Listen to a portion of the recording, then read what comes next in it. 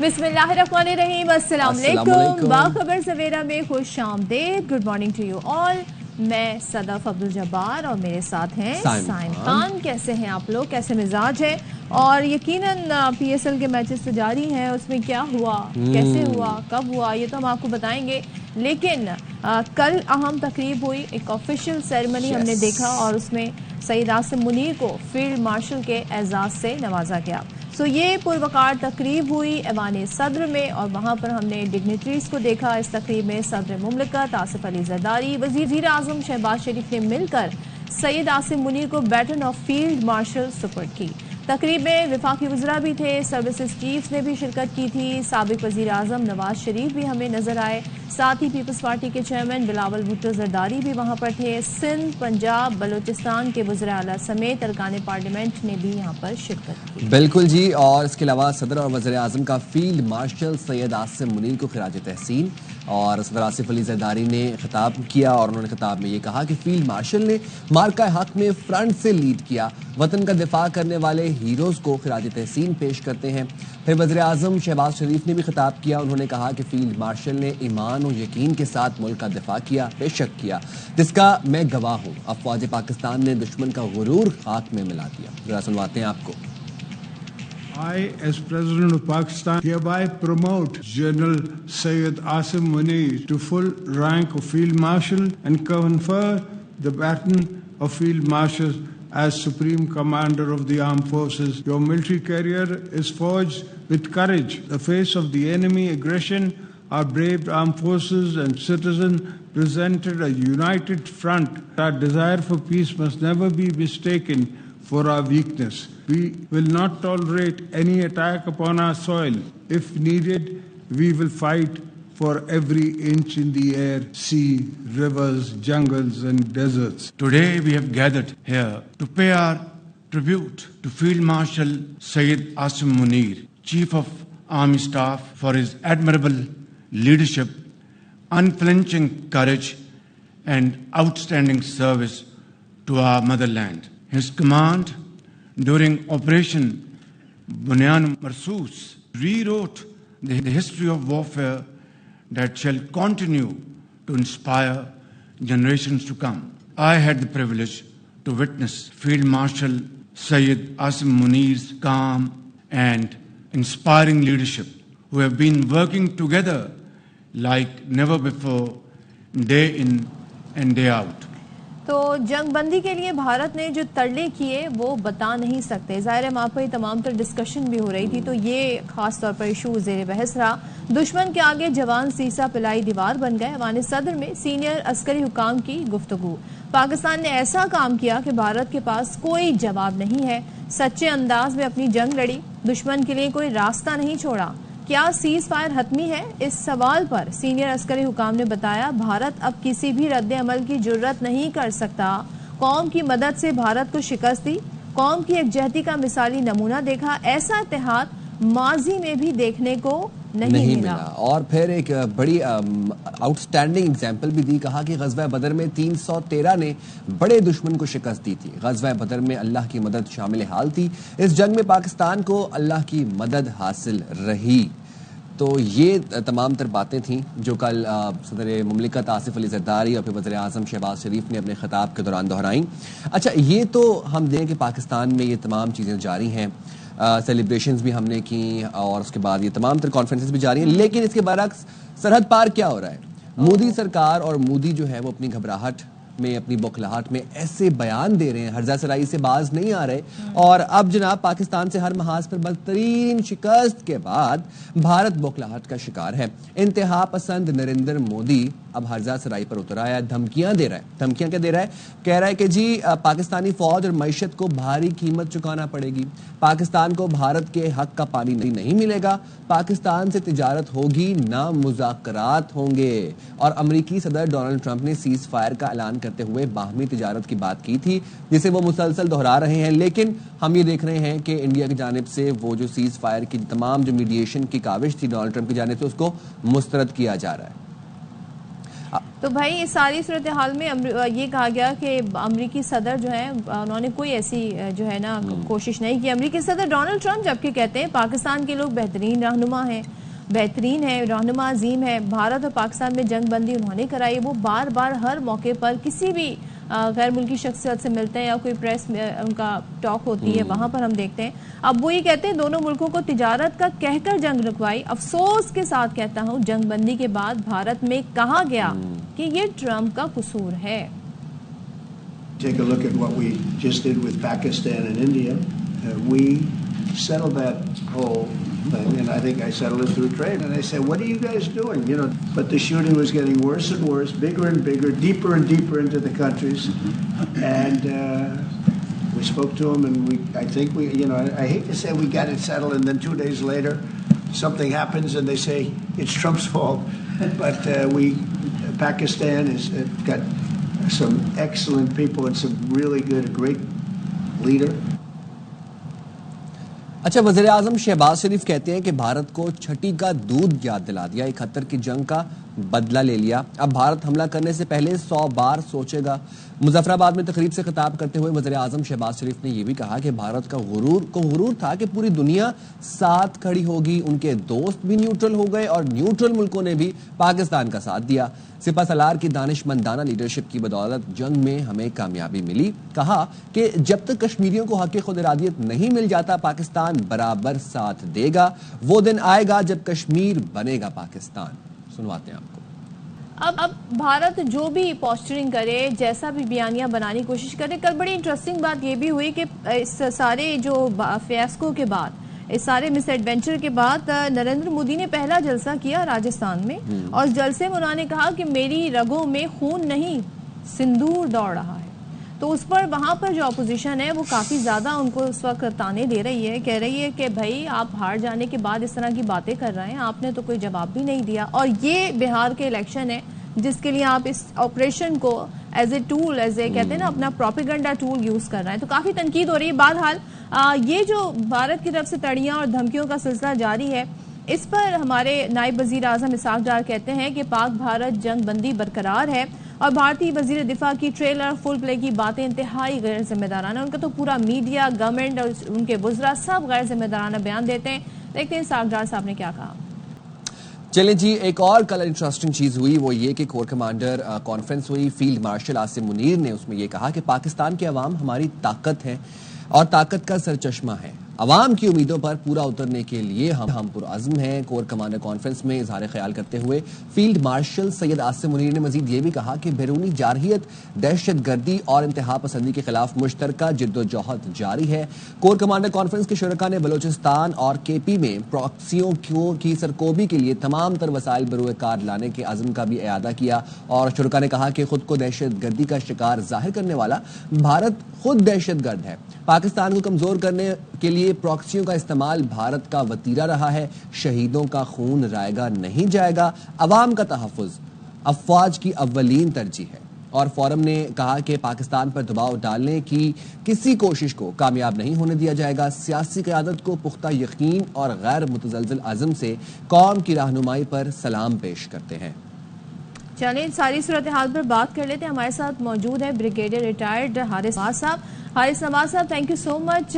ایک تو پاکستان کی ماشاءاللہ سے جو کامیابیاں ہیں وہ بھارت کو ہضم نہیں ہو رہی, اور جب پاکستان سے ایسے منظر جاتے ہیں جیسے کل ہم نے ایوان صدر میں تقریب دیکھی جہاں پر سید عاصم منیر کو baton of field marshal support کی گئی, اور ظاہر ہے اس موقع پر جو گفتگو ہوئی, جو ڈسکشن رہی, اور جس طریقے سے ہم نے بھارت کو جواب دیا. اب بھارت سے سوال پوچھے جاتے ہیں وہ جواب نہیں دیتے, جھوٹا بیانیاں گڑ رہے ہیں.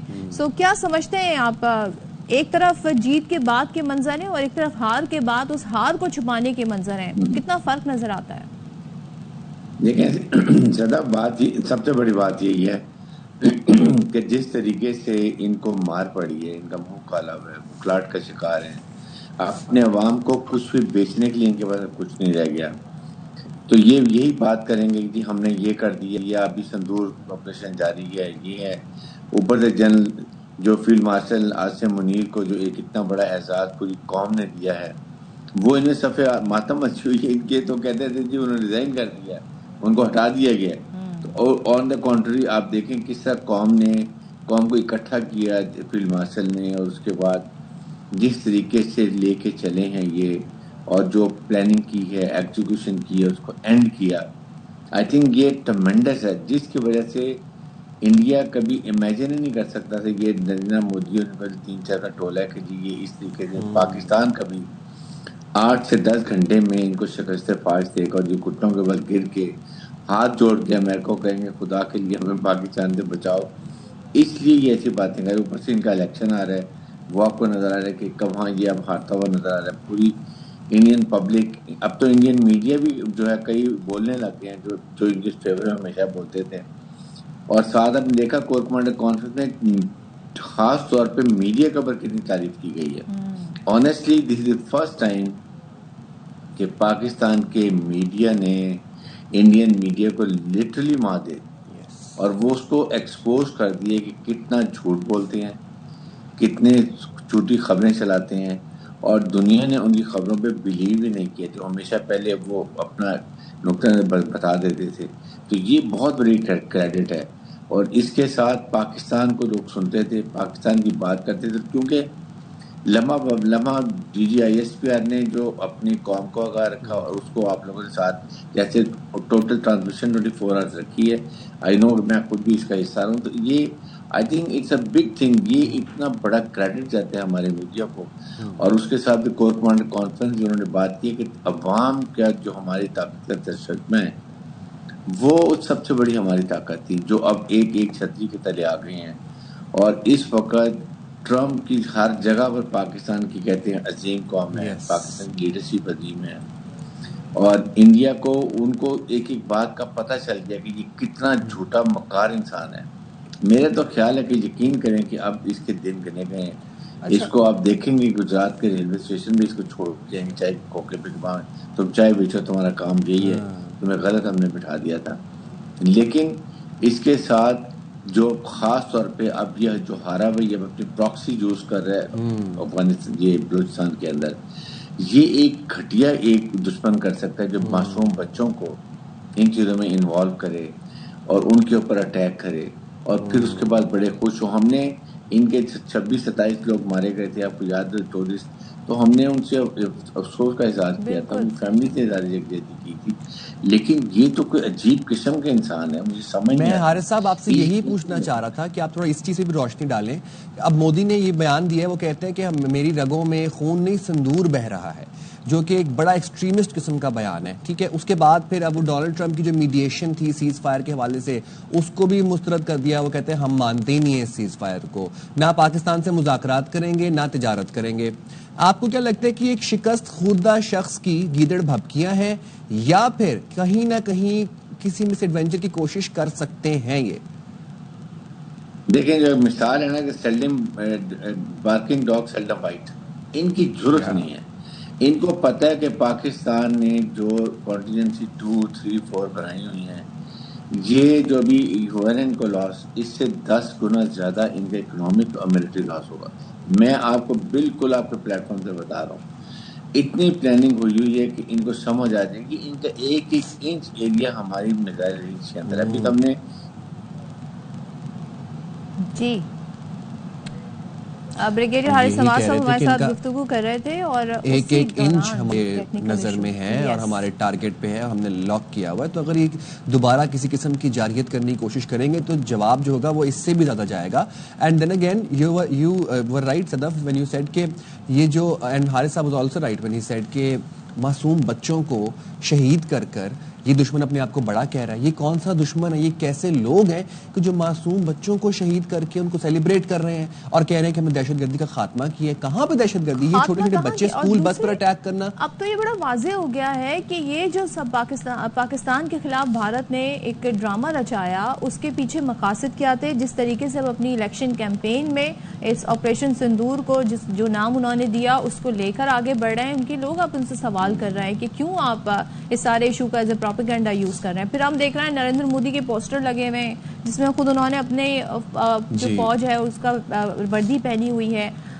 I mean like یہ آپٹکس جو ہیں اب یہ کون بائی کرے گا؟ آپ کے اپنے لوگ اگر بائی کر لیں تو میں بھی شاید اس لیے کہ وہ آپ کے چینلز دیکھ رہے ہیں اور وہ بھی شاید جنگوئزم کا شکار ہو گئے ہو.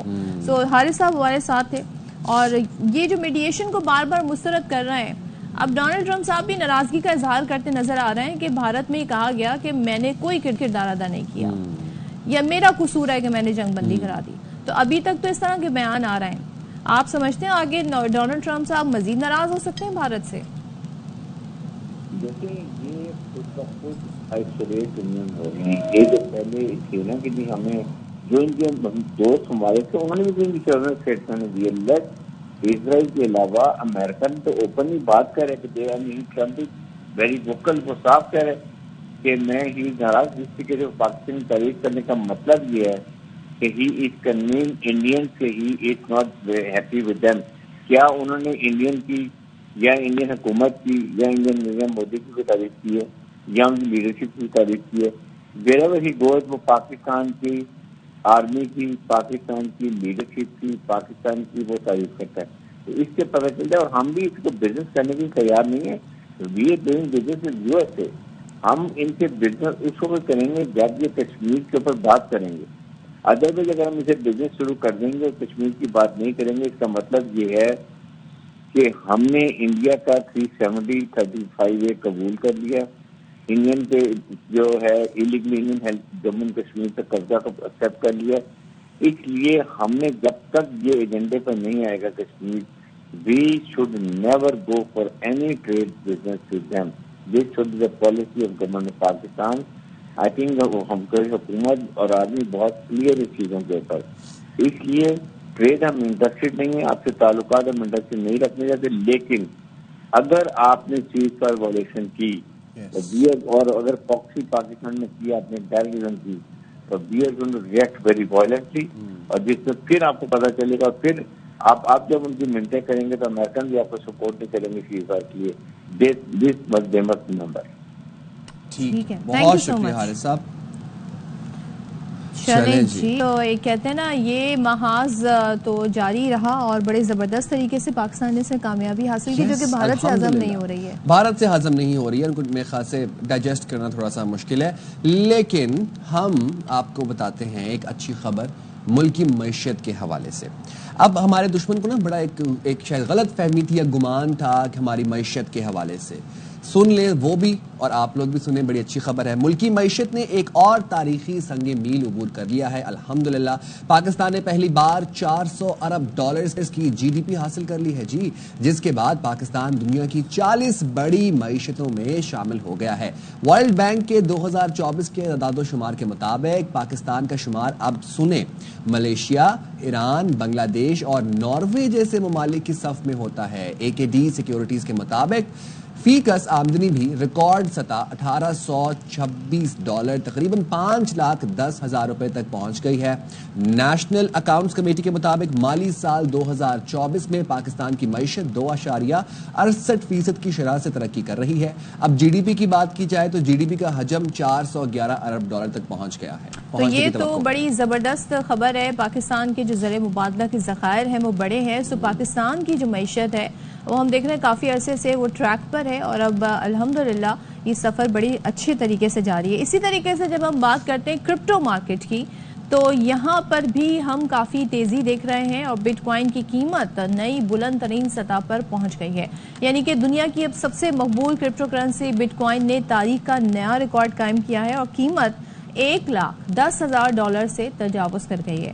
اس سے پہلے اگر پچھلے سال اسی سال جنوری کی بات کریں تو بٹ کوائن نے $1,09,000 کی سطح چھوئی تھی.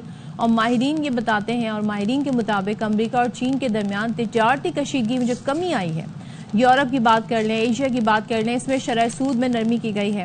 عالمی سرمایہ کاروں کی کرپٹو میں دوبارہ دلچسپی, اس غیر معمولی اضافے کی وجوہات ہیں. تو بٹ کوائن کے ساتھ ساتھ دیگر اہم کرپٹو کرنسیاں جو ہیں ان میں بھی نمایاں اضافہ ریکارڈ کیا جا رہا ہے. سو یہ بڑا زبردست طریقے سے معیشت کے لیے اچھی خبریں ہمارے سامنے آ رہی ہیں. چلیں جی, سیاسی نامے میں بھی آج تھوڑی سی نظر ڈال ہی لیتے ہیں. ملک میں کیا سیاسی حالات چل رہے ہیں. گورنر کے پی علی امین گنڈاپور وزیر اعلیٰ کے پی علی امین گنڈاپور یہ کہتے ہیں کہ اگر بانی سے ملاقات نہیں کرائی گئی تو پھر ہم آپ کی حکومت کی ہیلپ نہیں کریں گے IMF کی شرائط کو مکمل کرنے میں. اور دوسری بات وہ یہ بھی کہتے ہیں کہ ہم مذاکرات کے لیے بھی تیار ہیں. تو جی میڈیا سے بات چیت کی علی امین گنڈاپور نے, انہوں نے کہا کہ مذاکرات کرنے ہیں تو بانی PTI تیار ہیں. ذرا آپ سن بھی لیں ایک دفعہ. عمران خان صاحب نے ہمیشہ کہا ہے اگر مذاکرات انہوں نے کرنے ہیں تو عمران خان صاحب اویلیبل ہیں. جو ہمارے ایڈوائزر ہیں اور ہمارے پارٹی کے کچھ اور لوگ ہیں ان کی ملاقات ہونی چاہیے. اور اگر یہ ملاقات یہ نہیں کراتے IMF کی جو ان کی شرائط ہے اس کے اندر ہم ان سے بیٹھیں گے بھی نہیں اور نہ ہم ان سے بات کریں گے. پھر یہ جانے ان کا کام جانے. اچھا جی, اب جو بیرسٹر گوہر ہیں پاکستان تحریک انصاف کے چیئرمین, وہ یہ کہتے ہیں کہ فی الحال کسی کے ساتھ مذاکرات نہیں ہو رہے. جنگ بھی ہو تو بالآخر مذاکرات ہی ہوتے ہیں اور مذاکرات کے لیے ملک اور جمہوریت ایک ہونے چاہیے وہ یہ کہہ رہے ہیں کہ مذاکرات ملک اور جمہوریت کے لیے ہونے چاہیے. پھر کہتے ہیں سیاسی اختلاف ضرور رکھیں لیکن جیلوں میں ڈالنے کا سلسلہ بند ہونا چاہیے. سو یہ گفتگو پاکستان تحریک انصاف کے رہنماؤں کی جانب سے رہی ہے. اب مذاکرات کیا باقیتاً ہو رہے ہیں اور جو علی امین گنڈاپور صاحب کہہ رہے ہیں اس ساری صورتحال پہ بات کر لیتے ہیں. ہمارے ساتھ موجود ہیں وزیر اعظم کے مشیر رانا ثناء اللہ صاحب. رانا ثناء اللہ صاحب, بہت شکریہ وقت دینے کے لیے. بتائیے گا KP کے وزیر اعلیٰ خبردار کر رہے ہیں کہ اگر بانی سے ملاقات نہیں کرائی گئی تو پھر جو IMF شرائط ہیں اس پر ہم بات نہیں کریں گے. اب ایک بار پھر ہم دیکھ رہے ہیں کہ IMF جب بھی آتا ہے اس طرح کے معاملات ہوتے ہیں تو یہ اپنی شرطیں ضرور رکھتے ہیں, تو اس پر کیا کہیں گے آپ؟ دیکھیں, یہ ان کا بیان انتہائی احمقانہ ہے اور جو بطور وزیر اعلیٰ انہوں نے حلف اٹھایا ہے اس کی انتہائی خلاف ورزی ہے. انہیں قومی مفاد کے اوپر جو ہے وہ ذاتی مفاد کو قطعاً ترجیح نہیں دینی چاہیے, اور اگر وہ ایسا کریں گے تو اپنے حلف سے جو ہے وہ روگردانی کریں گے. بانی PTI سے ملاقات کا مسئلہ جو ہے وہ جیل حکام اور ملاقات کرنے والوں کے درمیان ہے. اس کا صوبے کی حکومت یا پاکستان اور IMF کے معاملات میں اس کی کیا پوزیشن بنتی ہے کہ اس سے جو ہے وہ اس کو متاثر کیا جائے. اگر انہیں وہاں پہ کوئی دقت پیش آ رہی ہے تو انہیں چاہیے کہ وہ عدالت سے رجوع کریں. پہلے بھی انہوں نے عدالت سے کوئی احکامات حاصل کیے ہوئے ہیں جس میں غالباً کوئی لسٹ وغیرہ پیش ہوتی ہے اور اس کے مطابق پھر ملاقات ہوتی ہے. بعض لوگ لسٹ سے باہر کے لوگ جو ہیں وہ اندر جا گھستے ہیں, تو اس قسم کی صورتحال وہاں پہ چل رہی ہے. لیکن بہرحال اسے ریزالو ہونا چاہیے اور عدالت ایک بہترین فورم ہے کیونکہ بانی PTI اس وقت گورنمنٹ کی کسٹڈی میں نہیں ہے. ہی از ان جوڈیشل کسٹڈی. انہیں کنوکشن ہوئی ہے اور وہ جوڈیشل کسٹڈی میں ہے اور عدالت ان کی ملاقاتوں کو بہتر طور پہ ریگولیٹ کر سکتی ہے. انہیں اس معاملے کو یہاں پہ لینا چاہیے اور جو صوبائی معاملات ہیں, جو قومی معاملات ہیں, جو پاکستان کے IMF یا دیگر اداروں سے معاملات ہیں, ان میں ان چیزوں کو قطعاً حائل نہیں ہونے دینا چاہیے اور انہیں اپنی آئینی ذمہ داری پوری کرنی چاہیے. اچھا رانا صاحب, وزیر اعلیٰ KP علی امین گنڈاپور صاحب کہتے ہیں کہ بانی PTI مذاکرات کے لیے تیار ہیں. دوسری طرف بیرسٹر گوہر کہتے ہیں کہ ہمارے فی الحال کسی کے ساتھ مذاکرات نہیں ہو رہے. حکومتی موقف کیا ہے؟ دیکھیں, حکومتی موقف تو خیر پہلے سے جو ہے وہ بڑا واضح ہے, بلکہ جو پارٹی برس اقتدار ہے PMLN اس کا تو جمہوریت اور مذاکرات سے متعلق جو ان کا ایک اصولی موقف ہے وہ تو اس وقت بھی تھا جب PTI کی حکومت ہمارے خلاف مقدمات بنا رہی تھی. ہم تو اس وقت بھی چارٹر آف اکانومی کرنے کو تیار تھے, چارٹر آف ڈیموکریسی کرنے کو تیار تھے. ہم اس وقت بھی قومی اہمیت کے معاملات کے اوپر بات کرنے کو تیار تھے. لیکن اس وقت بھی بانی PTI نے کہا تھا کہ جی میں تو آپ کو چھوڑوں گا نہیں, میں تو آپ کے ساتھ بیٹھ ہی نہیں سکتا, بات ہی نہیں کر سکتا. اور اب بھی آپ کے علم میں ہے کہ آج سے کوئی 4-5 ماہ قبل آن دی فلور آف دی ہاؤس وزیر اعظم نے یہ اپوزیشن سے کہا تھا کہ آئیں بیٹھیں, سیاسی معاملات جو ہیں جمہوریت میں وہ ٹیبل پہ بیٹھ کے حل ہوتے ہیں, وہ احتجاج کرنے سے یا لانگ مارچز کرنے سے جو ہے وہ حل نہیں ہوتے. تو اس وقت بھی ان کو آفر کی تھی جس کا انہوں نے کوئی مثبت جواب نہیں دیا. اور ابھی جب یہ معرکہ ہو رہا تھا جس میں اللہ تعالیٰ نے پاکستان کو سرخرو کیا اور پاکستان کی بہادر مسلح افواج نے جو ہے وہ پاکستان کا مؤثر دفاع کیا، پوری قوم اپنی افواج کے ساتھ کھڑی تھی، تو ان دنوں میں جو پارلیمنٹ کا اجلاس ہو رہا تھا تو آن دی فلور آف دی ہاؤس وزیر اعظم نے دوبارہ جو ہے وہ اپوزیشن سے، پی ٹی آئی سے مذاکرات کی بات دہرائی، اور بلکہ ان کو یہ بھی کہا، ان کو یہ بھی سمجھایا کہ آپ اگر میرے پاس نہیں آنا چاہتے تو آپ ایسا کریں کہ اسپیکر چیمبر میں آپ آ جائیں، وہاں پہ میں بھی آ جاؤں گا اور وہاں پہ بیٹھ کے ہمیں جو ہے وہ ایشوز کو، جو بھی ہمارے پولیٹیکل اور ڈیموکریٹک ایشوز ہیں ان کو بیٹھ کے ہم حل کر سکتے ہیں۔ تو اس کا بھی ابھی تک انہوں نے کوئی جواب نہیں دیا، اور گوہر صاحب کہہ رہے ہیں کہ ہم مذاکرات کر نہیں رہے، علی امین گنڈا پور صاحب کہہ رہے ہیں کہ ہمارے ساتھ مذاکرات کیے جائیں۔ تو یہ ان کی اپنی پارٹی کے اندر جو پرابلمز ہیں ان کو چاہیے کہ ان کو ریزالو کریں۔ تو رانا صاحب اب بیرسٹر گور تو یہ کہتے ہیں کہ آئین اور قانون کے مطابق فیصلے ہو تو بہت جلد بانی رہا ہو جائیں گے، دوسری جانب علی امین گنڈا پور کہتے ہیں کہ جلد بانی پی ٹی آئی کو رہا کروا لیں گے۔ اب یہ جو ان کی اپروچ ہے لیگل کیسز کو لے کے، اور علی امین گنڈا پور صاحب تو پہلے سے ہی یہ باتیں کرتے ہیں، وہ تو ڈیٹ بھی دیتے تھے کہ اس دن رہا کرا لیں گے، تو اس اپروچ کو آپ کیا کہیں گے؟ بھائی اس پر یہی کہا جا سکتا ہے کہ اس قسم کی باتیں کرتے ہیں ان کو تقریباً 1.5 سال ہو گیا ہے۔ اگر ان کی جلد سے مراد اگلے اور 2, 2.5, 3 سال ہیں تو پھر وہ بالکل صحیح کہہ رہے ہیں، ورنہ تو عدالت سے ان کو کیونکہ کنوکشن ہوئی ہے تو یا وہ سزا پوری کریں گے تو یا پھر عدالت سے بری ہوں گے۔ اس بارے میں کچھ نہیں کہا جا سکتا، عدالت میں ان کا کیس موجود ہے، وہاں پہ وہ اپنے کیس کو فائٹ کریں، جو فیصلہ انصاف کے مطابق ہوگا وہ تو سبھی کو قابل قبول ہوگا، گورنمنٹ کو بھی، اپوزیشن کو بھی اور پی ٹی آئی کو بھی۔ رانا صاحب، علی گنڈا پور ایک طرف مذاکرات کا ذکر کرتے ہیں، دوسری طرف وہ یہ کہہ رہے ہیں کہ بانی پی ٹی آئی نے احتجاجی تحریک کی ذمہ داریاں ان کو سونپ دی ہیں، تو اپوزیشن کے پاس تو ایسے لگ رہا ہے جیسے پلان بی تیار ہے، کیا حکومت تیار ہے؟ دیکھیں یہی چیز ہے جس نے انہیں اس حال کو پہنچایا ہے، اور وہ ہر اپنے دعوے میں، اپنی بات میں جو ہے وہ ناکام ہوتے ہیں۔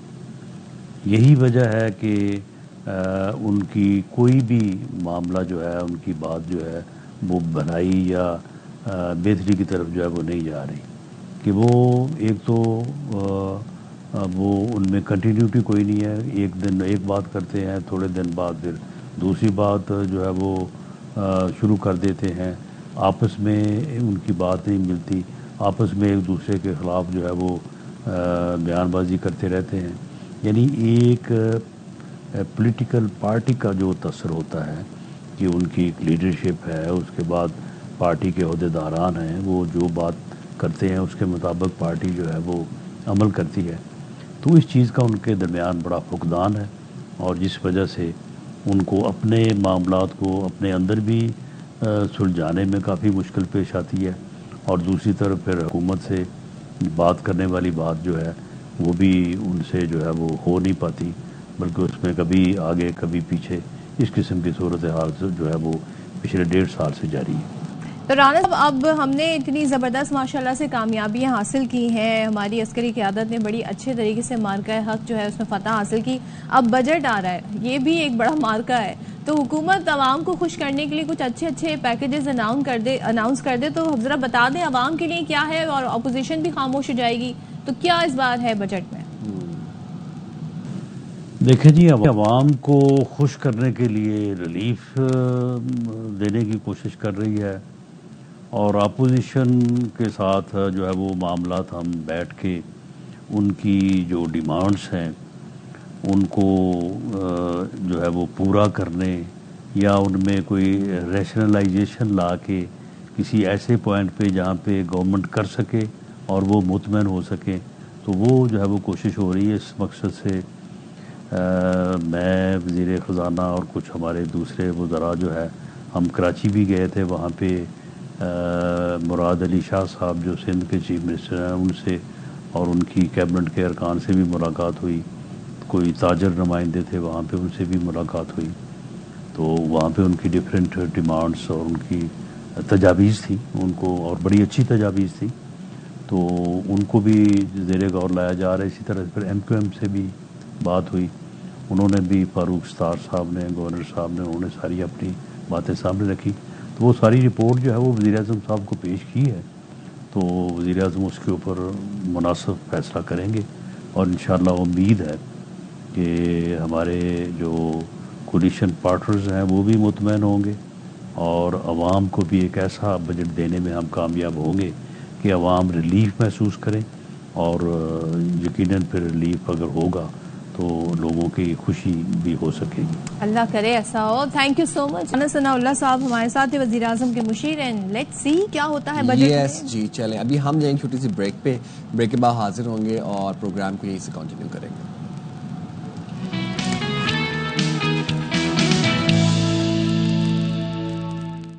چلیں جی اب کر ہی لیتے ہیں بات.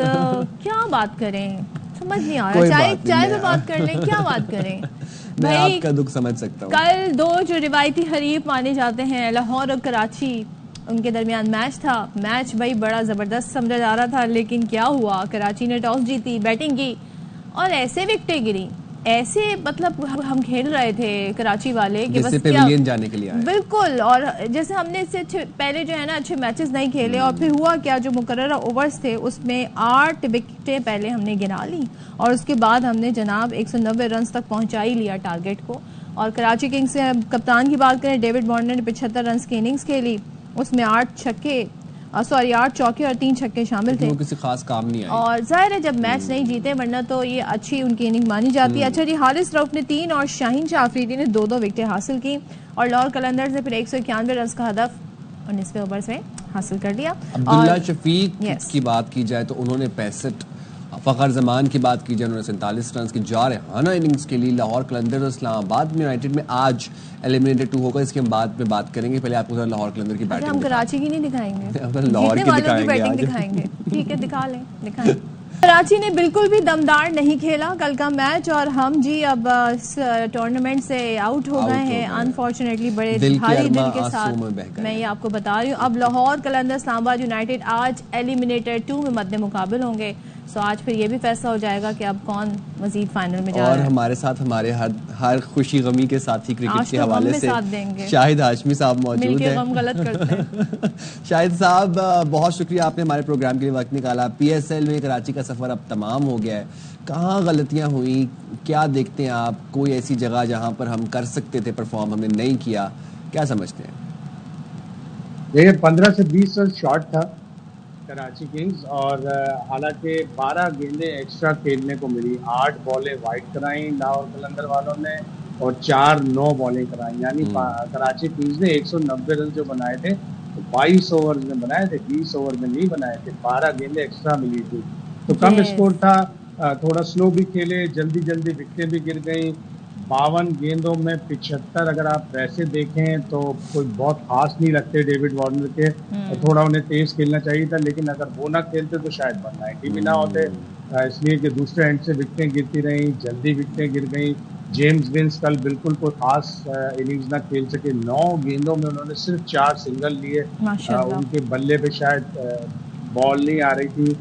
خوشدل نے 27 کی بڑی اچھی اننگز کھیلی، 14-15 رن. عرفان نیازی نے بنایا، حالانکہ ان سے تھوڑے زیادہ رنز کی امید تھی، تو اتنے زیادہ رنز نہیں تھے. پھر بالنگ بھی بہت ہی خراب ہوئی، اور کل فخر نے جس طرح بہترین بیٹنگ کی، شروع میں آتے ہی انہوں نے انٹینٹ شو کیا تھا کہ ہم یہ ٹارگٹ چیز کرتے. لیکن شاید صاحب اس سے پہلے ذرا ہم کراچی کی ذرا یہ بات کر لیں. اتنی مس فیلڈنگ ہوئی ہے، دونوں طرف سے ہوئی ہے، اور وارنر کے کیچ بھی ڈراپ ہوئے ہیں، اس کے باوجود یہ کسی نہ کسی طریقے سے 190 رنز پر لے گئے. لیکن ہم یہ دیکھ رہے ہیں کہ اس مس فیلڈنگ کے باوجود بھی کوئی اپرچونٹی سے فائدہ نہیں اٹھا سکے کراچی والے. تو کیا آپ کو لگ رہا تھا کہ ٹیم پریشر میں تھی؟ کیا مسئلہ تھا؟ کیوں جیمز ونس بھی نہیں چلے اس باوجود کہ مس فیلڈنگ ہوئی؟ آپ نے کہا 22 ایکسٹرا بالیں بھی ملی کھیلنے کو، اس کے باوجود. ہاں، کراچی کنگز کی بیٹنگ اتنی اچھی نہیں چل سکی. میرے حساب سے کراچی کنگز اسی وقت اس کی PSL کی ٹرافی ہار گئی تھی جب 19 مئی کو ہم اسلام آباد یونائٹیڈ کے خلاف ٹاس جیت کر ہم نے پہلے بالنگ کی. بہت ہی غلط فیصلہ تھا.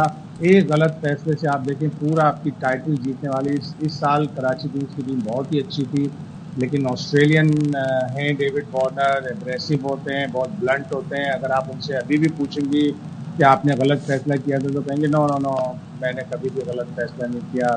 آئی took a very correct decision اور دیٹ واز دا نارم. اس ٹائپ کی باتیں کر کے وہ نکل جائیں گے. لیکن کراچی کنگز کی تو آپ نے ٹائٹل والی کیمپین خراب کر دی اس ایک غلط فیصلے سے. شاہد بھائی, آج ایلیمنیٹڈ 2 میں لاہور قلندرز اور اسلام آباد جو ہیں وہ مد مقابل ہوں گے. کیسے دیکھتے ہیں اس میچ کو, دونوں ٹیموں کو؟ بڑا اچھا میچ ہونا چاہیے, اس لیے کہ اسلام آباد بھی اب ردم میں آ گئی, لاہور بھی اب ردم میں آ گئی. لیکن بظاہر ایسا لگ رہا ہے کہ اوور آل جو ٹیم زیادہ جس کے پاس کوالٹیز ہیں وہ اسلام آباد یونائٹیڈ کی ٹیم ہے. مجھے لگ رہا ہے کہ فائنل کوئٹہ اور اسلام آباد کا ہوگا. ٹھیک ہے, بہت شکریہ شاہد ہاشمی صاحب, آپ ہمارے ساتھ موجود تھے, ہمارے پروگرام کے لیے وقت نکالا. ویسے آپ آج کا جو اگر میچ کی بات کریں لاہور اسلام آباد, کس کو سپورٹ کریں گے؟ یہ میرے لیے بہت مشکل فیصلہ تھا. لاہور کراچی میں تو میں کراچی کو سپورٹ کر رہا تھا, but now when it has come down to Lahore and Islamabad, I think Islamabad. Why not Lahore? I think Islamabad, considering the team and everything. آپ بتائیں نا. میں نے تو سوال پوچھا ہے, میں کیوں بتاؤں؟ میں تو آپ نے مجھ سے سوال تھوڑی پوچھا, آپ تو کہہ رہے ہیں آپ بتائیں نا. اچھا چلیں جی, ہماری باتیں تو ہوتی رہیں گی, کچھ اپڈیٹس بھی شامل کر لیتے ہیں. تو یہاں پر ہم بریک لے رہے ہیں, بریک کے بعد جلدی سے واپس آتے ہیں, آپ نے کہیں نہیں جانا.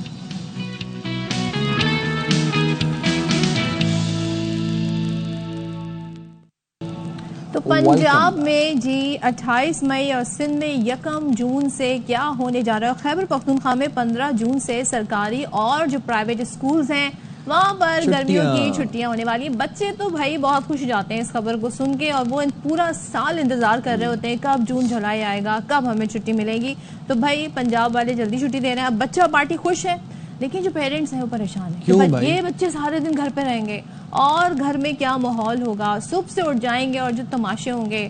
تو بھائی خاص طور پہ مائیں جو ہیں وہ بڑی پریشان ہیں, کیونکہ بچوں کا جو ایک کھیل کود اور ادھم ہوتی ہے وہ سلسلہ بھی جاری رہتا ہے. اب ایسے میں کریں کیا؟ یہ تو بچپنے کا حسن ہے, یہی تو چائلڈہڈ ہے کہ جو ہم مس کرتے ہیں. لیکن مسئلہ ایک بھی ہے, اب موبائل لے کے کونے میں بیٹھے رہتے ہیں, وہ کوئی تھوڑا ذرا ایکٹیویٹی نہیں. تو یہ سب گفتگو کر لیتے ہیں. ہمارے ساتھ ماہر تعلیم موجود ہیں سعدیہ عامر صاحبہ.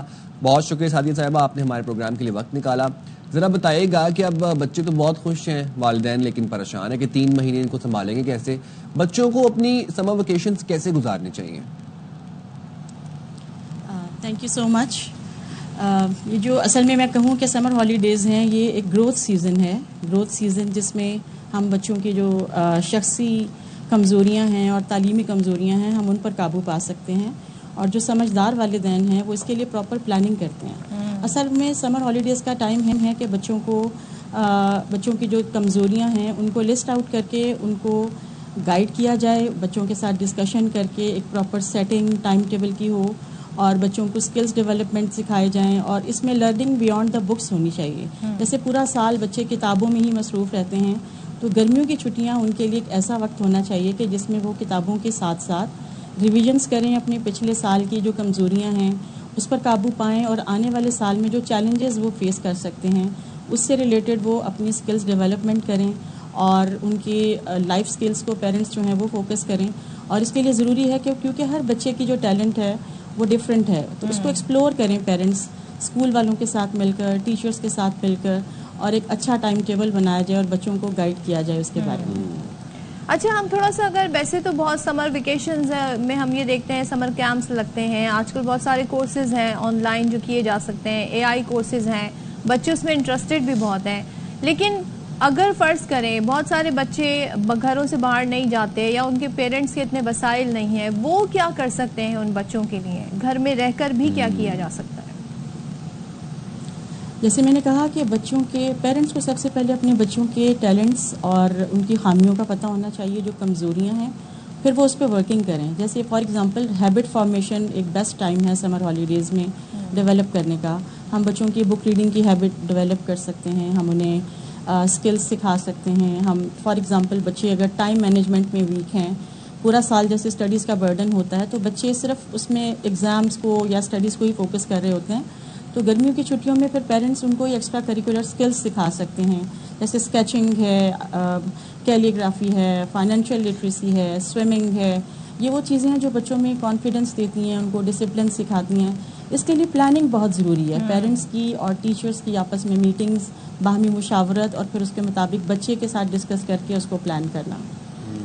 تو سعدیہ صاحبہ، اب بچے خاص طور پر جب ان کو یہ کہا جائے کہ کچھ پڑھ لو ویکیشنز کے اندر یا سمر ویکیشنز کا کورس کر لو، وہ تو کہتے ہیں نہیں ہم نے اب پڑھنا نہیں ہے 3 مہینے. تو 3 مہینے آپ کا کیا لگتا ہے آپ کو کہ بچوں کو صرف آؤٹ ڈور ایکٹیویٹیز کروانی چاہیے، جس طرح مطلب سوئمنگ کروا دیں آپ، ہارس رائڈنگ کروا دیں، AI کورسز کروا دیں، ایڈوانس کمپیوٹر کورسز کروا دیں، یا پھر تھوڑی بہت مطلب نصاب کے ساتھ بھی ریویژن کرتے رہنا چاہیے، اپنے نیکسٹ سیمسٹر کے لیے پریپیئر جانا چاہیے بچوں کو؟ ایک بیلنسڈ اپروچ کے ساتھ ہم یہ وقت کو گزار سکتے ہیں بچوں کے ساتھ. اور اس میں یہ کہ آبویسلی ہم نصاب کو جو ہے اگنور نہیں کر سکتے. اس میں جیسے بچے کریٹیو رائٹنگز کر سکتے ہیں اس میں، اور جیسے کوئی مووی دیکھ کر اس کے اوپر وہ رپورٹ لکھ سکتے ہیں. They can discuss with the fellows, with the parents. اس سے بچوں کی کمیونیکیشن اسکلز ڈیولپ ہوتی ہیں. تو نصاب سے ان کا تعلق ضرور رہنا چاہیے. جیسے میں نے کہا کہ ان کی جو تعلیمی کمزوریاں ہیں ان کو اوور کم کیا جائے. تو جب ہم بچوں کو نصاب سے اٹیچ رکھیں، وہ صرف ایک کرامنگ یا صرف ایک ریڈنگ نہیں ہونی چاہیے کانٹینٹ کی، اس پہ ڈسکشن ہونی چاہیے، اس سے ریلیٹڈ ریسرچ ہونی چاہیے، اس سے ریلیٹڈ ڈاکیومنٹریز دیکھیں بچے. جیسے ایک ہولسٹک ڈیولپمنٹ کو اپروچ کریں پیرنٹس. اور آبویسلی ایوری ایئر جب ہم بچوں کی اسکلس پہ، بچوں کی خامیوں پر، بچوں کی کمزوریوں پر قابو پانے کی کوشش کریں. گول سیٹنگ بہت امپورٹنٹ ہے اس سمر ہالیڈیز میں، کیونکہ میں نے جیسے کہا کہ یہ گروتھ سیشن کا ٹائم ہے، گروتھ پیریڈ ہے. تو اگر اس میں ہم بچوں کو گائیڈ کریں کہ وہ گول سیٹنگ کریں. جیسے ایز اے نیشن ہم لوگ گول سیٹنگ پر بہت ویک ہیں، ہمیں نہیں پتا کہ ہم نے نیکسٹ 2 to 3 ایئرز میں کیا کرنا ہے. تو اگر بچوں کی ٹیلنٹس کے مطابق پیرنٹس اور بچے ڈسکس کر کے ٹیچرس کی مشاورت کے ساتھ گول سیٹنگ کریں کہ ہم نے ان کمزوریوں پہ قابو پانا ہے، ان چیلنجز کے لیے اپنے آپ کو پریپیئر ورکنگ پیرنٹس ہیں ان کے لیے مسئلہ یہ ہوتا ہے کہ ہم گھر سے باہر ہوں گے تو جب وہ اسکول جا رہے ہوتے ہیں تو ان کو تھوڑی آسانی ہوتی ہے، لیکن جب بچے گھر میں ہیں تو پھر کیا کریں؟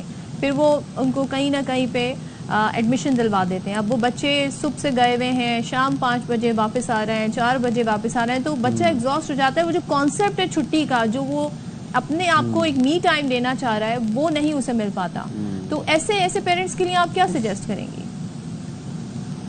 میں ایسے پیرنٹس کو یہ کہوں گی کہ بیلنسڈ اپروچ کے ساتھ، نو ڈاؤٹ آپ انہیں کورسز کروائیں، لیکن 1 یا 2 گھنٹے میکسیمم 3 آورس کا ٹائم ہونا چاہیے. اس کے بعد ہمیں گھر میں، اگر گھر میں بچے کی روٹین ٹھیک نہیں ہے تو ہم جتنے مرضی کورسز کروا لیں، جہاں مرضی ایڈمیشنز کروا لیں، بچوں کی ہم بہتری نہیں لا سکتے. ان کی کریکٹر بلڈنگ نہیں ہو سکتی، ان کی سیٹنگز جو ٹائم کی ہیں، ٹائم مینجمنٹ ہے، وہ ٹھیک نہیں ہو سکتی. تو actually we need to make them learn کہ وہ اپنا ڈے جو ہے، اپنا ایک دن ہے، وہ اس کو کس طرح سے ڈیوائڈ کریں، کن پورشنز میں، اپنی تعلیم کے لیے، اپنی ایکٹیویٹیز کے لیے، اپنی سوشل ایموشنل ایکٹیویٹیز کے لیے.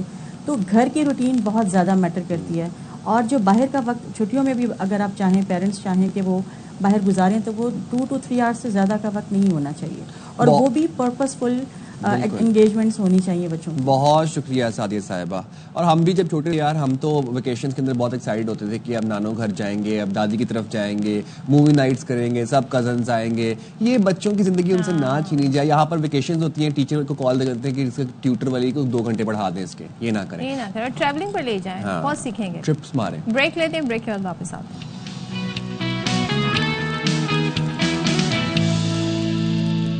السلام علیکم. باخبر سویرا میں ایک دفعہ پھر سے آپ کو کہتے ہیں خوش آمدید. میں ہوں سائم خان. صدف عبد الجبار میرے ساتھ موجود ہیں اور بات کرنے لگے ہیں موسم کے حوالے سے. بس موسم میں اب کیا کروں، میں مجبور ہوں. گرمی اتنی شدت سے پڑ رہی ہے پورے ملک میں، خاص طور پر کراچی کی اگر بات کی جائے. میں نے کہیں اڑتی سنی تھی، بلکہ پڑھی تھی. اب تو یہ کہا جاتا ہے اڑتی پڑھی تھی یہ خبر. وہ کئی سائیکلون کی بات ہو رہی ہے. کدھر بھلا؟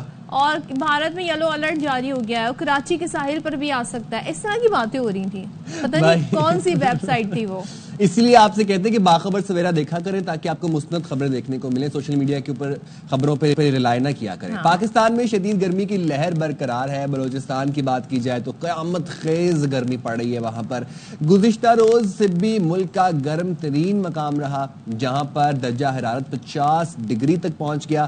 دادو کی بات کی جائے، جیکب آباد، بہاول پور، رحیم یار خان میں 48 سینٹی گریڈ ریکارڈ کیا گیا ہے. اور ادھر لاہور پشاور میں بھی جھلسا دینے والی گرمی پڑ رہی ہے. درجہ حرارت 42 ڈگری رہا. شہر قائد کی تو آپ کو پتہ ہے کہ شہر قائد مشہور ہے اپنی گرمی کے حوالے سے, لیکن شدید گرم موسم جو ہے وہ شہر قائد اس کی لپیٹ میں ہے. نمی کا تناسب اب جو ہے اس کے اضافے کے باعث یہاں گرمی کی شدت 42 سے 44 ڈگری محسوس کی جا رہی ہے. اب میری بات آ گئی جو میں کہہ رہی تھی نا کہ جبکہ جو بحیرہ عرب ہے اس میں ہوا کا دباؤ جب کم ہوا تو اس کی وجہ سے کراچی میں آئندہ چند روز کے دوران گرمی کا پارا مزید چڑھنے کا خدشہ ہے. میں سمجھ رہی تھی کہ بارش کا خدشہ ہے. محکمہ موسمیات کے مطابق اگلے 36 گھنٹوں میں ہوا کا کم دباؤ ڈپریشن میں تبدیل ہو سکتا ہے. تاہم فی الحال پاکستانی جو ساحلی علاقے ہیں ان کو کوئی خطرہ نہیں ہے. اب ساتھ ہی ہم آپ کو یہ بھی نصیحت بھی کرتے رہتے ہیں کہ جیسا موسم ہے تو اس موسم میں آپ نے بڑی احتیاط کرنی ہے. اور جو طبی ماہرین ہیں خاص طور پر وہی بتا رہے ہیں کہ گرمی کی جو لہر ہے غیر معمولی ہے اور اس میں آپ کی جو معمولات زندگی ہیں جو روزمرہ ہے وہ متاثر کر رہی ہے. تو شہری غیر ضروری طور پر گھروں سے باہر نکلنے سے گریز کریں, احتیاطی تدابیر اپنائیں, کوشش کریں جو بھی آپ کر سکتے ہیں. تو اب ذرا جان لیتے ہیں کہ مزید کیا صورتحال رہے گی. لیکن ایک اور چیز بھی ہے نا, اس دفعہ میں نے بھی کہیں پہ اڑتا پڑھا تھا کہ مونسون جو ہے وہ وقت سے پہلے اس کا آغاز ہو رہا ہے, اور بلکہ اب وہ مستند خبر ہے جس بار مونسون کا آغاز وقت سے پہلے ہوگا اور بادل معمول سے زیادہ برسیں گے. NDMA نے خبردار کر دیا ہے. نیشنل ڈیزاسٹر مینجمنٹ اتھارٹی کی سینٹ قائمہ کمیٹی برائے موسمیاتی تبدیلی کو بریفنگ میں بتایا ہے کہ رواں سال مونسون میں 1 سے 5% اضافہ متوقع ہے. 2022 کی طرح سیلاب کا خطرہ تو نہیں ہے, تاہم زیادہ بارشوں کے باعث کئی شہروں میں سیلابی صورتحال کا خدشہ ہے. پنجاب اور KP میں معمول سے 50% زائد بارشیں ہو سکتی ہیں, اور NDA حکام کے مطابق KP میں عام طور پر 250 ملی میٹر بارش ہوتی ہے, تاہم اس سال یہ مقدار 300 ملی میٹر تک تجاوز کر سکتی ہے. چلیں تو ہم ذرا پوچھ لیتے ہیں کہ یہ کیا صورتحال رہے گی, اور اگر پہلے ہی مانسون سیزن آ رہا ہے تو اس کو اچھی خبر ہی مانا جائے گا. اس کا بھی پوچھ لیتے ہیں. تو کب سے آغاز ہو رہا ہے, کتنی بارشیں ہو سکتی ہیں, اس حوالے سے بات کر لیتے ہیں. ہمارے ساتھ موجود ہیں doctor Tayyab Shah, GM tech early warnings. Thank you so much ہمیں جوائن کرنے کے لیے NDMA سے. بہت شکریہ ڈاکٹر صاحب. یہ بتائیے گا کہ یہ مانسون کا جو سیزن ہے کیا یہ اپنے ٹائم سے پہلے اس کا آغاز ہو جائے گا, کتنے عرصے رہے گا, اور کتنی بارشیں متوقع ہیں؟ جی السلام علیکم. وعلیکم السلام. مونسون پاکستان میں عموماً 30 جون اور 1 جولائی سے لے کر 15 ستمبر تک اس کی ہوائیں اور اس سے بارشیں پاکستان میں آتی ہیں, لیکن رواں سال مونسون 3 سے 4 دن پہلے متوقع ہے, یعنی 26 اور 27 جون کو یہ پروجیکشن ہے کہ مونسون پاکستان میں 26 اور 27 جون کو پاکستان میں آئے گا, اور یہ برقرار رہے گا وسط سپتمبر تک. اس سال کی مونسون کی جو trajectory national disaster management authority نے ڈیولپ کی ہے, اس کے اکارڈنگلی اس سال پاکستان میں مونسون جو ہے وہ معمول سے زیادہ بارشیں اور معمول سے زیادہ درجہ حرارت اس مونسون سے پاکستان میں اس سال اس کا امپیکٹ ہوگا. اچھا ڈاکٹر صاحب, مونسون کی جب ہم بات کرتے ہیں تو پہلی چیز جو ذہن میں آتی ہے وہ ہوتی ہے اربن فلڈنگ. تو اس سال پنجاب اور KP کے حوالے سے اگر بات کی جائے تو ان کے کن اضلاع میں سیلاب یا پھر اربن فلڈنگ کا خطرہ زیادہ ہے؟ جی, مونسون سے ہونے والی بارشوں سے مختلف قسم کی سیلابی صورتحال بنتی ہیں, جس میں urban flooding, localised flooding, riverine flooding یعنی دریائی علاقوں میں جو فلڈنگ آتی ہے, اور اس کے ساتھ جو ٹورینشل فلڈنگ یعنی پہاڑی سلسلے سے جو تیز آنے والا پانی اس سے جو فلڈنگ, اور ساتھ فلیش فلڈنگ. یہ کچھ مختلف فلڈز کی ٹائپس ہیں جس سے پاکستان نارملی امپیکٹ ہوتا ہے. اگر بات کی جائے اربن فلڈنگ, چونکہ اس سال ہماری پاکستان میں مونسون کی بارشیں سے ہونے والی بارشیں زیادہ ہیں, جس کی وجہ سے بہت سی جو اربن سینٹرز ہیں جیسے لاہور, فیصل آباد اور خیبر پختونخوا میں پشاور اور نوشہرہ, یہ وہ علاقے ہیں جہاں پہ اربن فلڈنگ کا خطرہ زیادہ ہے. لیکن اس سے زیادہ جو بات اگر ہم اس پہ غور کریں, چونکہ شمال مشرقی پنجاب میں اس سال بارشیں زیادہ متوقع ہیں, اسی طرح وسط اور جنوبی پنجاب میں جو کہ سلیمان رینج کے پاس جو اضلاع موجود ہیں جس میں راجن پور, مظفر گڑھ, ڈیرہ غازی خان, اور وسط پنجاب میں ملتان, لیا, وہاری, اور شمالی اور مشرقی پنجاب میں گجرات, نارووال, سیالکوٹ, یہ وہ علاقے ہیں جہاں پہ سیلابی صورتحال بننے کا خدشہ ہے, لیکن یہ لوکلائز فلڈنگ یا ہل ٹورنٹس والی فلڈنگ والی ٹائپ ہے. اسی طرح اگر بات کی جائے خیبر پختونخوا کی تو خیبر پختونخوا میں جو اپر دیر اور لوور دیر جہاں پہ دریائے پنجگورہ ہے، دریائے کنار اور اس کے علاوہ جو کہ سوات ریور ہے اور کلپانی ریور، ان ریور سسٹمز میں بھی چونکہ بارشوں کی زیادہ ہونے کی وجہ سے جو ہے فلیش فلڈنگ اور ایون جو نوشہرہ جو کہ اور چار صدا ان علاقوں میں جو کابل ریور ہے وہاں پہ بھی زیادہ بارشوں کی وجہ سے میڈیم لیول کی فلڈز ایکسپیکٹڈ ہیں۔ سندھ کے اندر جی سندھ بتا دیجیے آپ۔ جی سندھ میں جو کرتھر رینج اور سلیمان رینج کے ساتھ جو واقع اضلاع ہیں جس میں کمبر شداد کوٹ دادو علاقے، اس کے علاوہ جو ساؤتھ سندھ ہے جس میں ہمارے پاس تھٹا بدین عمر کوٹ، یہ بھی وہ علاقے ہیں جہاں پہ لوکلائز فلڈنگ یا ٹورنشل فلڈنگ ہو سکتی ہے۔ بلوچستان کی مشرقی علاقے بارخان، استا محمد، کولو، یہ بھی وہ علاقے ہیں جہاں پہ لوکلائزڈ فلڈنگ اور ٹورنشل فلڈنگ کے چانسز اس سال موجود ہیں۔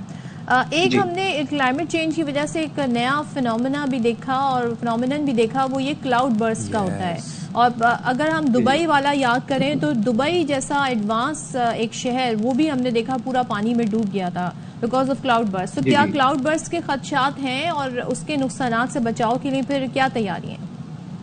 جی اس سال کلاؤڈ برسٹ کے چانسز زیادہ موجود ہیں کیونکہ کلاؤڈ برسٹ جو ایونٹ ہے اس کا ڈائریکٹ ریلیشن ہوتا ہے زمین کی تپش کے ساتھ۔ چونکہ رواں سال موسم اپنی شدت اختیار کر چکا ہے اور گرمی کی شدت کی وجہ سے بخارات جو کہ وہی بخارات جو کلاؤڈز میں کنورٹ ہوتے ہیں، تو اس سال پاکستان میں چونکہ درجہ حرارت زمین کی درجہ حرارت زیادہ ہے اور اس درجہ حرارت کی وجہ سے کلاؤڈ برسٹ، تھنڈر اسٹارم، اور یہ صرف کلاؤڈ برسٹ نہیں، اس کے ساتھ زمین پہ بجلی گرنا، آسمانی بجلی گرنے کے بھی چانسز زیادہ ہیں۔